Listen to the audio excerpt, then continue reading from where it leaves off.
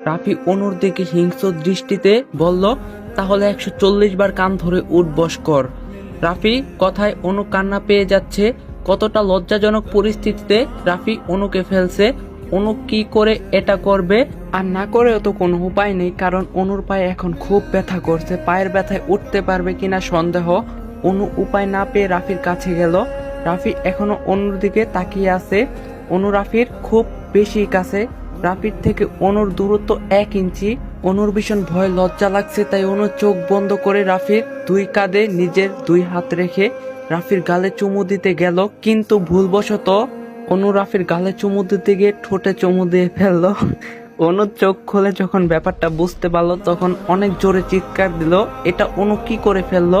ভুলবশত কিনা রাফি ভাইয়ের ঠোঁটে চুমু দিয়ে ফেললো। এবার অনু বিছানায় হাত পা ছড়িয়ে ছিটিয়ে কান্না করতে লাগলো, কিন্তু রাফি সেই একইভাবে বিছানার এক